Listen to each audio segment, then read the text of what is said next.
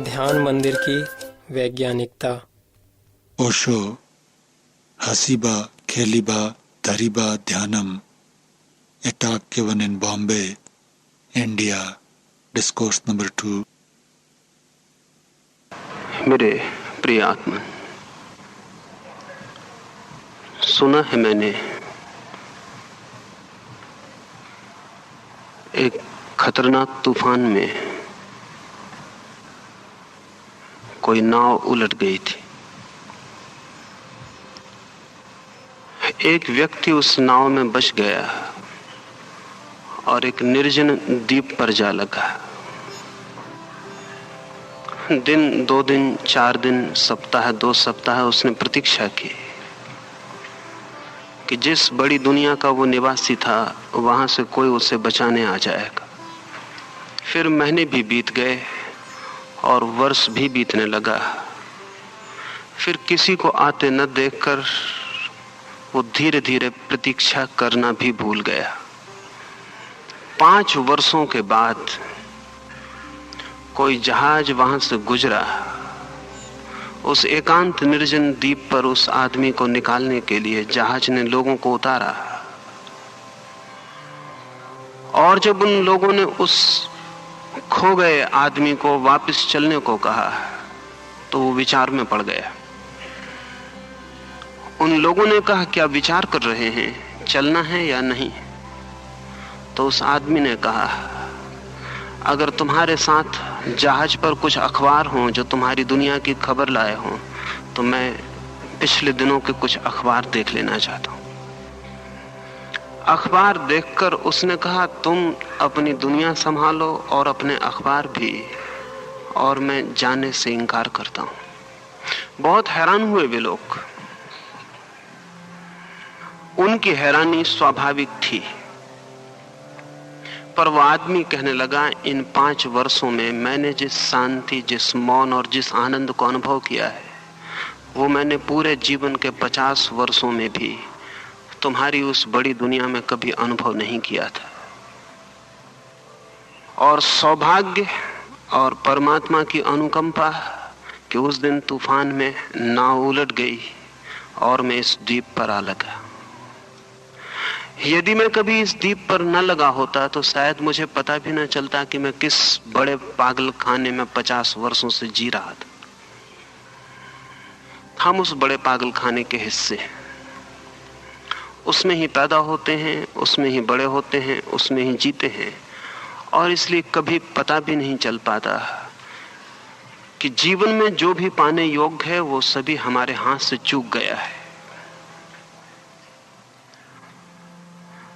और जिसे हम सुख कहते हैं और जिसे हम शांति कहते हैं, उसका ना तो सुख से कोई संबंध है और ना शांति से कोई संबंध है। और जिसे हम जीवन कहते हैं, शायद वो मौत से किसी भी हालत में बेहतर नहीं है। लेकिन परिचय कठिन है। चारों ओर एक शोरगुल की दुनिया है, चारों ओर शब्दों का, शोरगुल का उपद्रवग्रस्त वातावरण है। उस सारे वातावरण में हम वे रास्ते ही भूल जाते हैं जो भीतर मौन और शांति में ले जा सकते हैं। इस देश में और इस देश के बाहर भी कुछ लोगों ने अपने भीतर भी एकांत द्वीप की खोज कर ली। ना तो यह संभव है कि सभी की नावें डूब जाएं, ना यह संभव है कितने तूफान उठें, और ना यही संभव है कितने निर्जन द्वीप मिल जाएं जहां सारे लोग शांति और मौन को अनुभव कर सके। लेकिन फिर भी यह संभव है कि प्रत्येक व्यक्ति अपने भीतर ही उस निर्जन द्वीप को खोज ले। ध्यान अपने ही भीतर उस निर्जन द्वीप की खोज का मार्ग है। ये भी समझ लेने जैसा है कि दुनिया के सारे धर्मों में बहुत विवाद है, सिर्फ एक बात के संबंध में विवाद नहीं है, और वो बात ध्यान है। मुसलमान कुछ और सोचते, हिंदू कुछ और, ईसाई कुछ और, पारसी कुछ और, जैन बौद्ध कुछ और। उनके सिद्धांत सबके बहुत भिन्न भिन्न हैं, लेकिन एक बात के संबंध में इस पृथ्वी पर कोई भी भेद नहीं है, और वो ये है कि जीवन के आनंद का मार्ग ध्यान से होकर जाता है। और परमात्मा तक अगर कोई भी कभी पहुंचा है तो ध्यान की सीढ़ी के अतिरिक्त और किसी सीढ़ी से नहीं। वो चाहे जीसस, फिर चाहे बुद्ध, और चाहे मोहम्मद, और चाहे महावीर, कोई भी जिसने जीवन की परम धन्यता को अनुभव किया है, उसने अपने ही भीतर गहरे में डूब कर उस निर्जन द्वीप की खोज कर ली। इस ध्यान के विज्ञान के संबंध में 2-3 बातें आपसे कहना चाहूंगा। पहली बात तो ये कि साधारणतः जब हम बोलते हैं तभी हमें पता चलता है कि हमारे भीतर कौन से विचार चलते थे।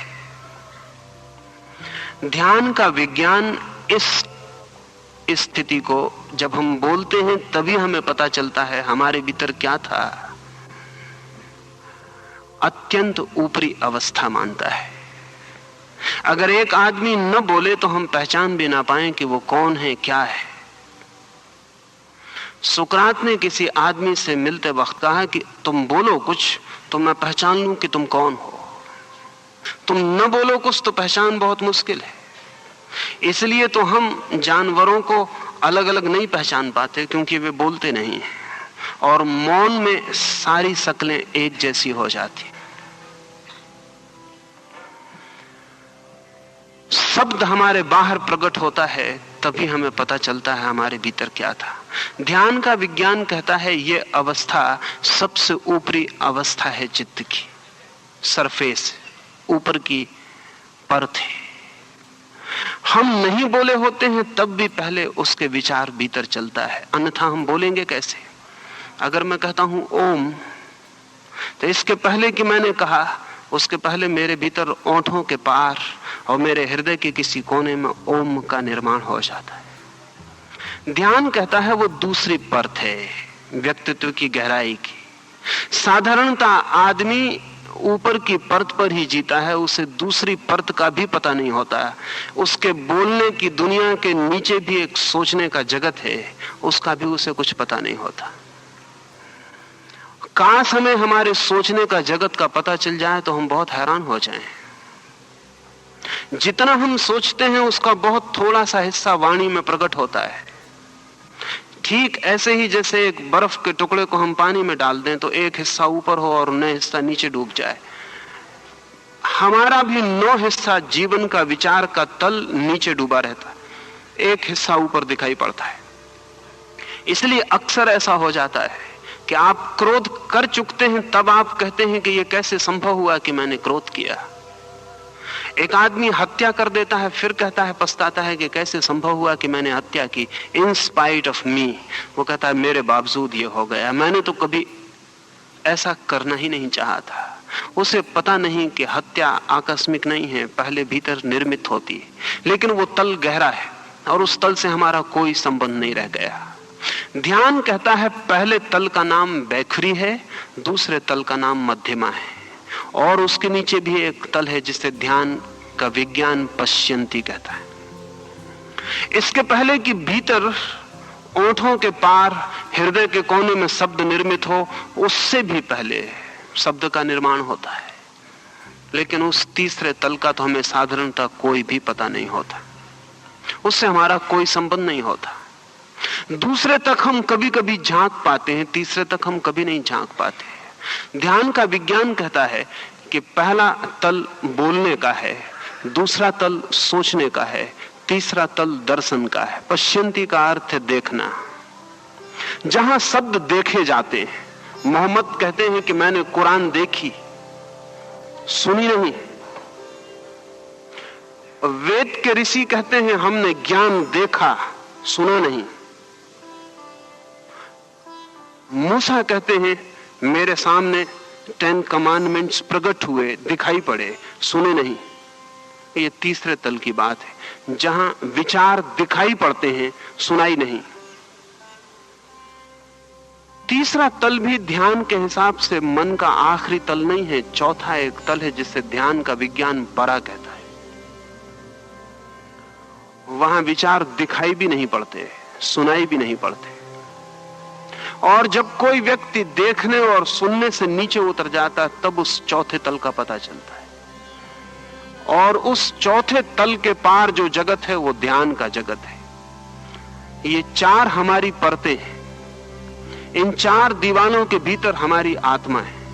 हम बाहर के परकोटे की दीवाल के बाहर ही जीते हैं, पूरे जीवन शब्दों की परत के साथ जीते हैं, और स्मरण ही नहीं आता कि खजाने बाहर नहीं है, बाहर सिर्फ रास्तों की धूल है, और आनंद बाहर नहीं है। बाहर आनंद की धुन भी सुनाई पड़ जाए तो बहुत।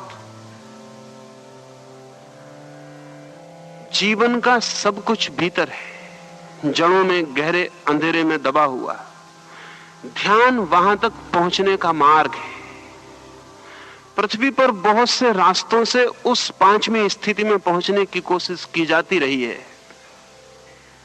और जो व्यक्ति इन चार स्थितियों को पार करके पांचवी गहराई में नहीं डूब पाता, उस व्यक्ति को जीवन तो मिला, लेकिन जीवन को जानने की उसने कोई कोशिश नहीं की। उस व्यक्ति को खजाने तो मिले, लेकिन खजानों से वो अपरिचित रहा और रास्तों पर भीख मांगने में समय बिताया।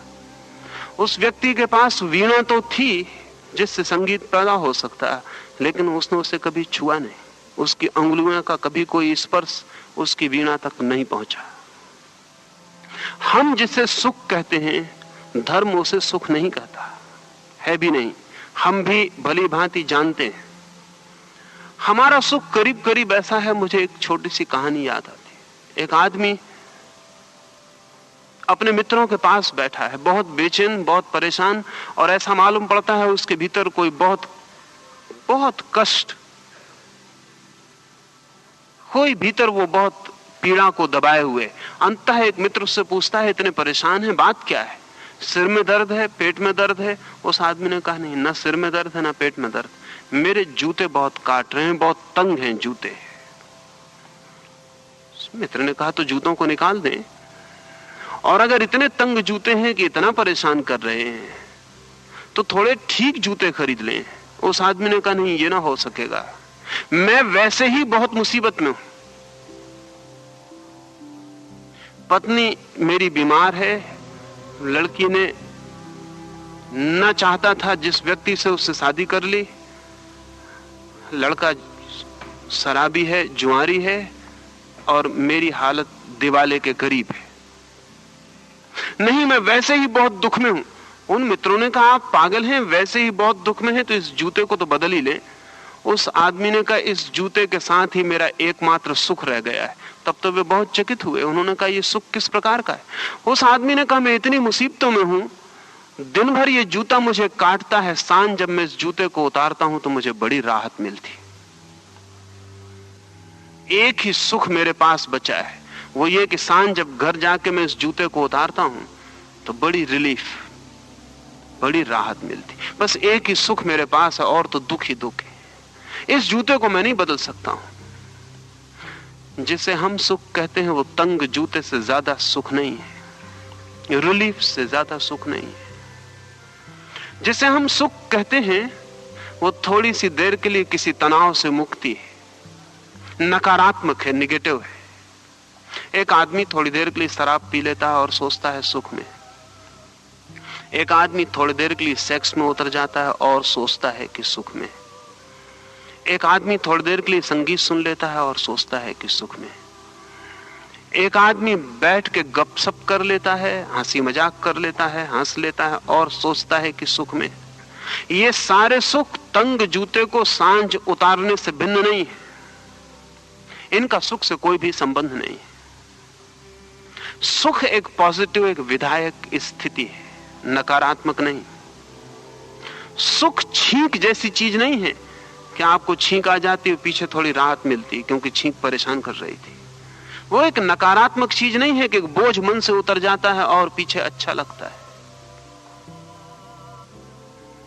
सुख एक विधायक अनुभव है। लेकिन बिना ध्यान के वैसा विधायक सुख किसी को अनुभव नहीं होता है।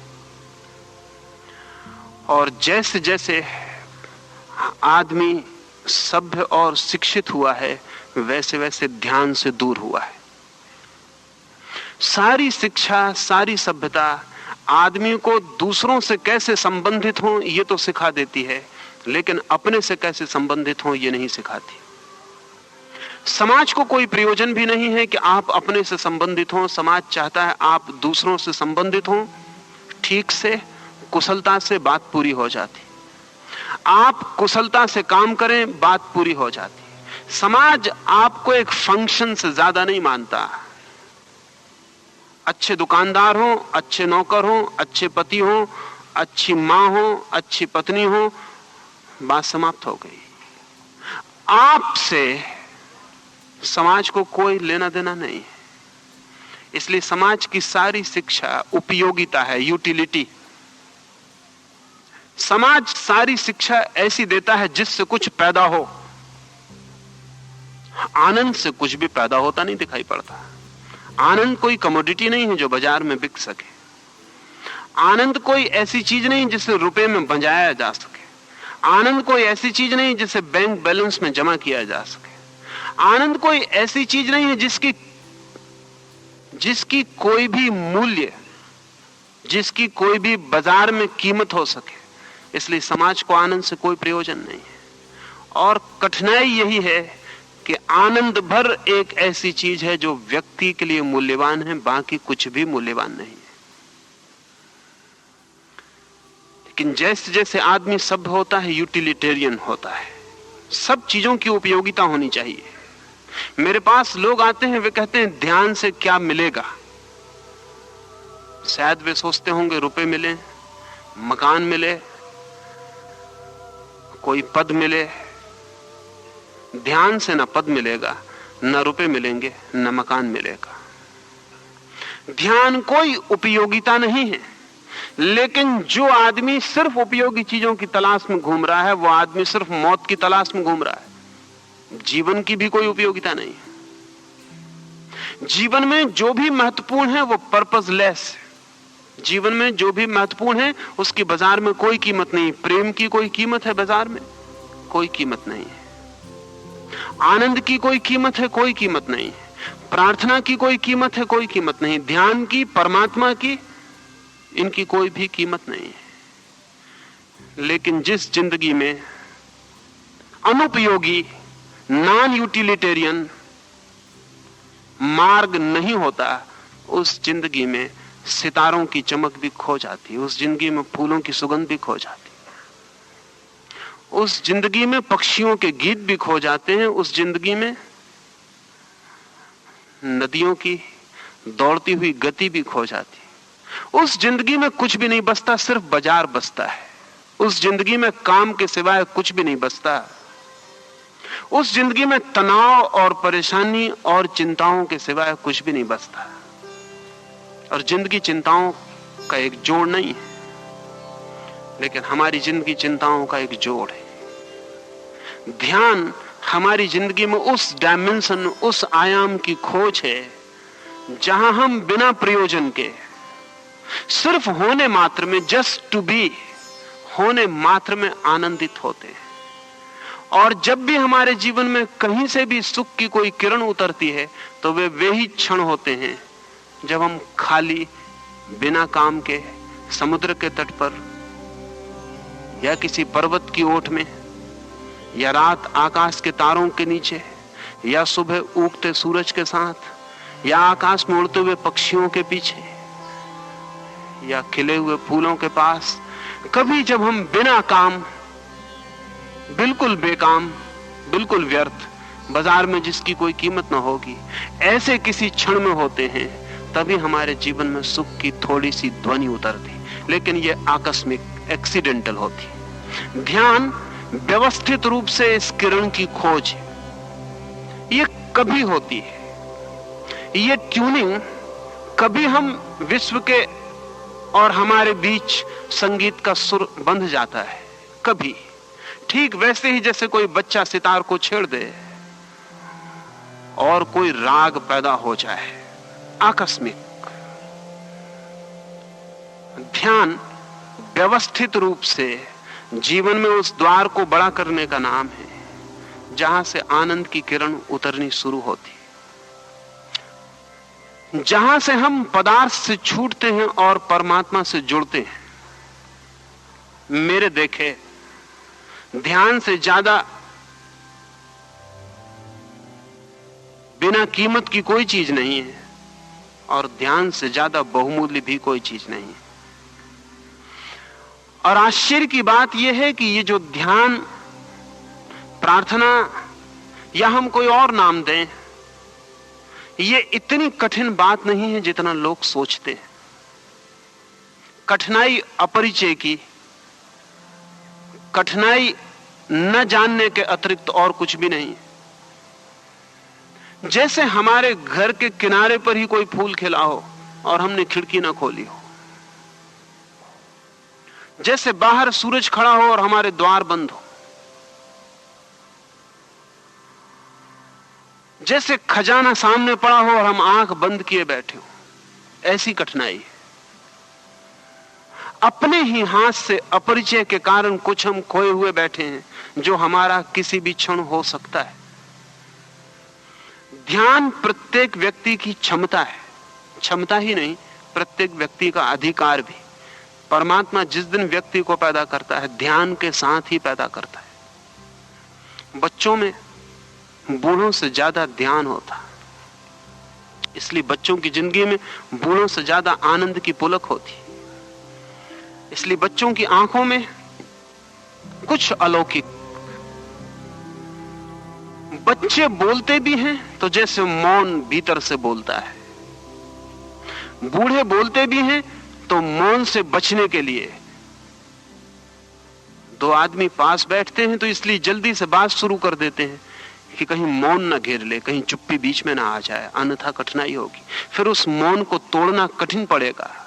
अगर पति पत्नी से थोड़ी देर न बोले तो खतरा है, पत्नी न बोले तो खतरा है। मौन थोड़ी देर आ जाए तो डर है, क्योंकि बीच में फिर मौन को तोड़ना बहुत मुश्किल हो जाएगा, उसे पिघलाना मुश्किल होगा। हम उसे आने ही नहीं देते, हम बोल बोल के मौन से बचते रहते हैं। बच्चे अगर बोलते हैं तो उनसे मौन बोलता है, बूढ़े अगर बोलते हैं तो सिर्फ मौन से एक एस्केप, एक पलायन। लेकिन हम बच्चों को जल्दी बूढ़े बनाने की कोशिश में लग जाते हैं। जब तक वे बच्चे रहते हैं तब तक भरोसे के योग्य नहीं रहते। जब तक वे बच्चे रहते हैं तब तक हमारी काम की दुनिया के हिस्से नहीं रहते। हम शीघ्र ही उन्हें जो परमात्मा से मिला है उसे तोड़ने, मोड़ने और अपने रास्तों में लगाने में तत्पर हो जाते हैं। इसके पहले कि बच्चा जान पाए कि क्या उसके पास था, हम उसे करीब करीब उससे अपरिचित कर देते हैं और उससे परिचित कर देते हैं जिससे वो जिंदगी भर परिचित रहेगा और अपनी मूल संपदा से अपरिचित रह जाएगा। ध्यान हमारा स्वभाव है, उसे हम जन्म के साथ लेके पैदा होते हैं और इसलिए बाद में ध्यान से परिचित होना कठिन नहीं है, क्योंकि कुछ जो हमारा है, जिसे हम केवल भूल गए हैं, विस्मरण किया है, उसे हम पुनः याद कर लेते हैं। स्मरण से ज्यादा नहीं है ध्यान, एक रिमेम्बरिंग।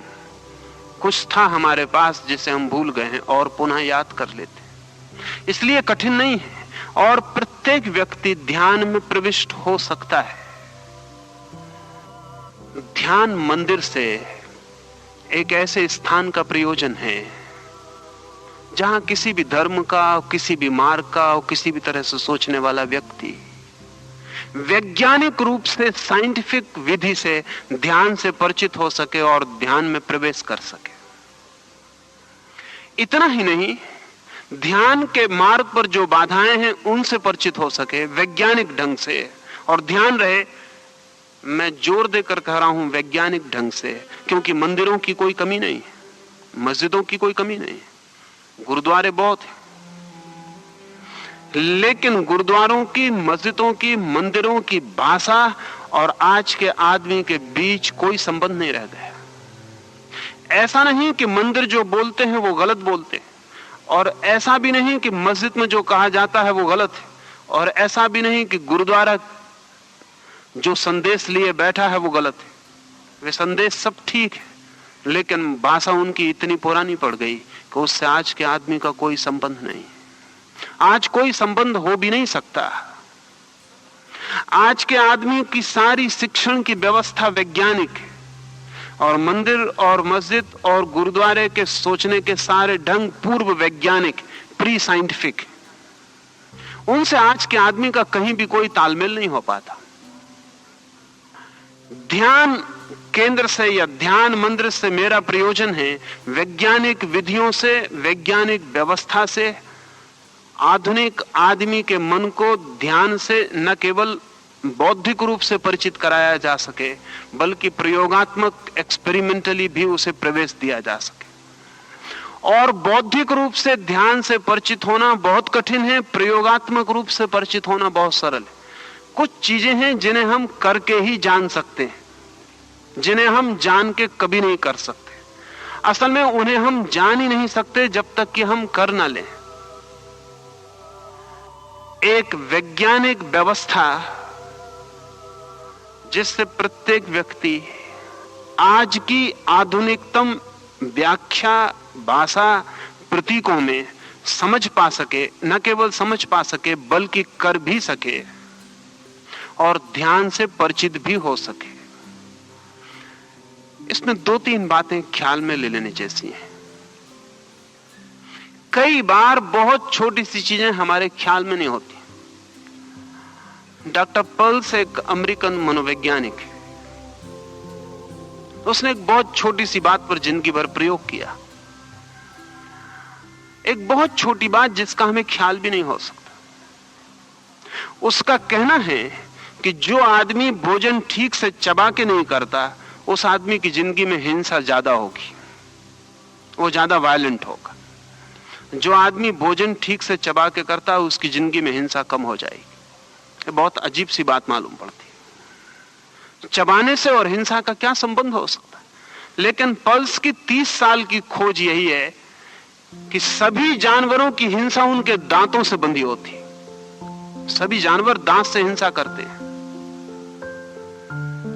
जब भी हिंसा करते हैं तो दांत से ही करते हैं। आदमी भी, उसकी हिंसा भी उसके दांतों में केंद्रित है। लेकिन आदमी ने जो भोजन विकसित किए हैं उनमें उतनी हिंसा नहीं हो पाती, इसलिए उसके दांत की हिंसा उसके पूरे शरीर में फैल जाती। अब पर्ल्स ने पिछले 10 वर्षों में अनेक लोग जो वायलेंट थे, पागल थे, जो हिंसा बिना किए रह नहीं सकते थे, उनको सिर्फ भोजन ठीक से चबाने का प्रयोग करवाया और पाया कि 3 महीने के प्रयोग में जो आदमी बिना चीजों को तोड़े फोड़े नहीं रह सकता था, जो आदमी किसी न किसी को मारे बिना नहीं रह सकता था, उस आदमी की हिंसा तिरोहित हो गई। फिर उसने दांतों और हिंसा और मनुष्य के व्यक्तित्व को पूरा का पूरा वैज्ञानिक आधारों पर खोजबीन की और उसकी बात बहुत दूर तक सच साबित हुई है। आप प्रयोग करके देखें और ख्याल में आएगा। एक 15 दिन भोजन को इतना चबाएं कि जब तक वो लिक्विड ना हो जाए तब तक उसको भीतर न ले जाएं, और 24 घंटे आप स्मरण करें कि आपकी हिंसा में रोज फर्क पड़ता है या नहीं पड़ता है। और आप 21 दिन के प्रयोग के बाद दंग हो जाएंगे कि आपके क्रोध में फर्क हो गया है। और क्रोध के लिए कुछ भी नहीं करना पड़ा कहीं कुछ और अगर आप सीधे क्रोध के लिए कुछ करेंगे तो कोई फर्क नहीं पड़ेगा। क्रोध दब जाएगा, एक तरफ से दूसरी तरफ से निकलना शुरू हो जाए। आपको क्रोध आ जाए जोर से तो अपनी टेबल के नीचे दोनों हाथ बांध के नाखूनों को अपनी ही गद्दी में जोर से गड़ा लें 3 बार और मुट्ठी खोलें और छोड़ें और फिर क्रोध करके देखें, तो आप बहुत हैरान हो जाएंगे। 3 बार मुट्ठी को खोलने और बंद करने में वो ताकत खो गई जिससे आप क्रोध कर सकते थे। असल में नाखून और दांत हिंसा के केंद्र हैं। सारे जानवर नाखून और दांतों से हिंसा कर रहे हैं, और चूंकि आदमी के पास दांत कमजोर थे और नाखून कमजोर थे, इसलिए उसने हथियार बनाए जिनसे उसने दांतों और नाखूनों का काम लिया है। अगर हम आदमी के सारे हथियारों को देखें तो हम पाएंगे या तो वो दांत का विस्तार है या नाखून का।